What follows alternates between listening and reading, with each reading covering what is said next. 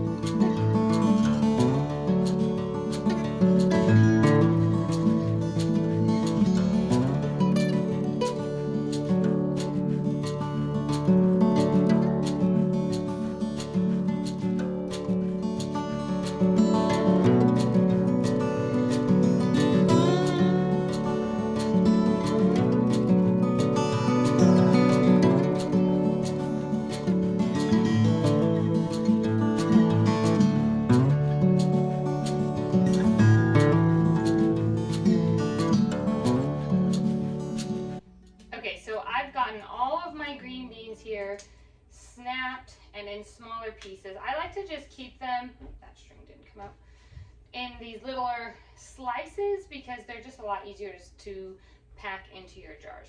So at this point now, I'm just going to go ahead and wash these really well because I have not washed them since bringing them inside. I'm going to wash them really, really well with water. I'm going to wash my jars with warm soapy water, and then I'm going to go ahead and fill all of my jars. Now, I use the raw pack method of pressure canning these green beans, and basically all that means is that I am going to put them in raw. I am not going to cook them first. They will cook in the canner. So all you need to do this is raw green beans, hot boiling water, and some salt, and the salt is optional. I highly recommend the salt though. It makes the green beans much more delicious. If you see any bad parts as you're washing them and filling your jars, just go ahead and discard them, throw them to your chickens or wherever. But I will do that with each one of these and get them packed into my jars. So first, let's wash our green beans, wash our jars, and get them ready and prepped to fill with the beans. Okay, so all my beans are nice and washed. My jars are nice and washed. I have my kettle back here going on high with some boiling water, and I am going to go ahead and fill my jars with my green beans. Now, I use a wide mouth funnel for this. It just makes it life easier and you don't make as big of a mess, although sometimes I still do make a mess.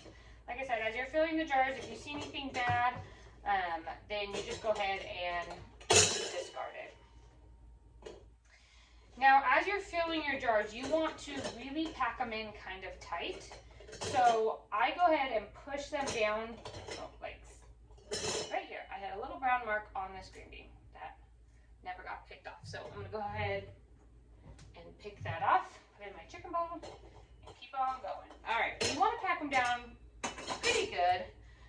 You don't want them to be super loose because they're gonna get flimsy as they cook, and then they'll start floating and your jars will not have a nicely packed jar. Okay, now that I have all of my jars full with my green beans and packed down, I just kind of push them down. I'm going to go ahead and put a teaspoon of salt in each of my jars. Now this is optional. I am doing these in quart-sized jars. I'm a family of 5, so instead of having to pull 2 pints off of my shelf, I just go ahead and can these right into quart-sized jars. If you were to do pint-sized jars, you'll go ahead and just do a half a teaspoon of salt if you want to do the salt. Again, that's optional. You don't have to do that.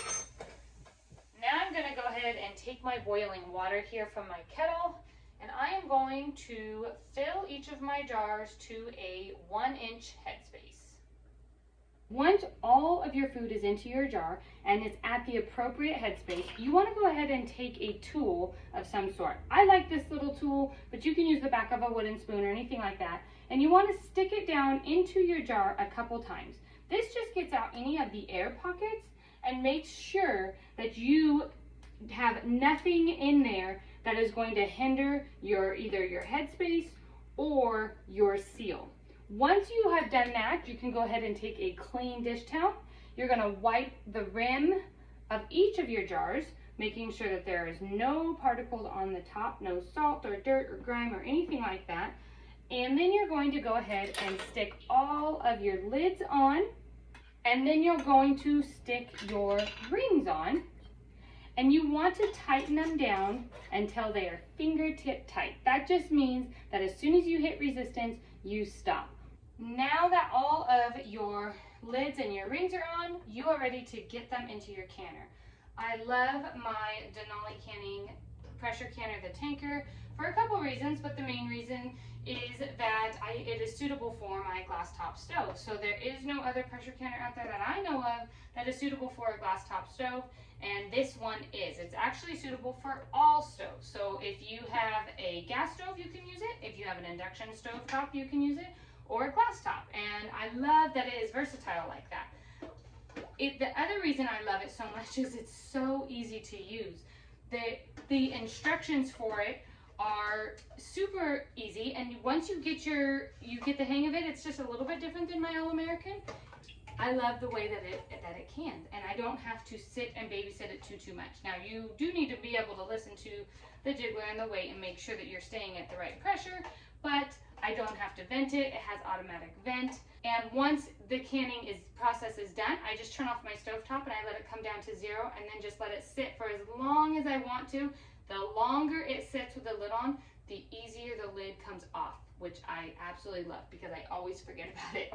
Okay, so once I have all my jars in, you want enough water to just go up several inches up onto the jar. So these are not even halfway up onto my jar, the amount of water that I have in my canner.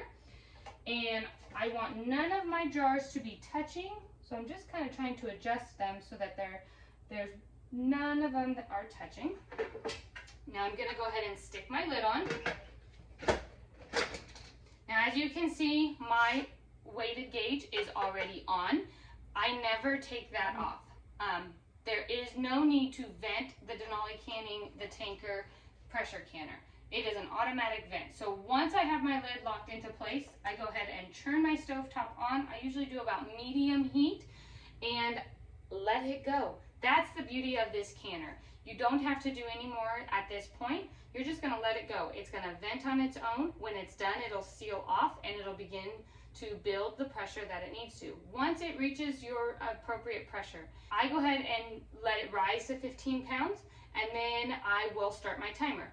These green beans will process in quart-sized jars for 25 minutes. If you're doing pint-sized jars, you'll do 20 minutes. But I will not start my timer until I hear my first hum and jiggle of my weight, which tells me that it's at the appropriate pressure.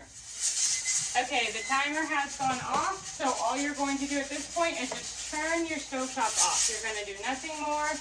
You want this to come down from its pressure slowly and on its own. So you're not going to remove it from your heat, take your lid off, take your gauge off, nothing. Just turn your stovetop off and then let it sit. And once the gauge goes all the way back down to 0, that's when you wait a minimum of 20 minutes before you remove the lid to take your jars out of the canner. Okay, so it has cooled completely down. It's actually probably been a couple hours. We've had dinner, we've cleaned up dinner, and so I am ready to now take it off. Like I said, the longer that you let this tanker sit after it's come down from pressure, the easier the lid is. So you can see how easily it just slides right off. If I would have tried like right at the 20-minute mark, it's a little bit harder. It really still has a lot of suction. It doesn't the longer it sits. I just kind of wiggle it and take it off.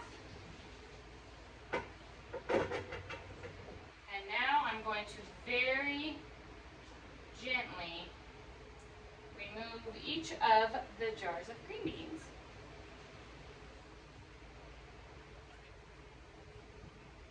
Now I will let these jars sit here undisturbed on my counter overnight, and then tomorrow morning I will make sure that they all sealed properly, remove the rings, wipe down my jars, and then I will label them with the contents of the year and stick them on my canning shelf. They are ready to go.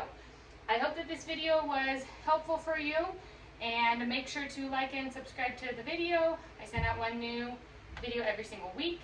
Jump on over to the blog. The link is in the description. Put in your email address and become an email subscriber. I send out 2 emails a week there with recipes, ranch life, canning things, all of the things that you would like to know.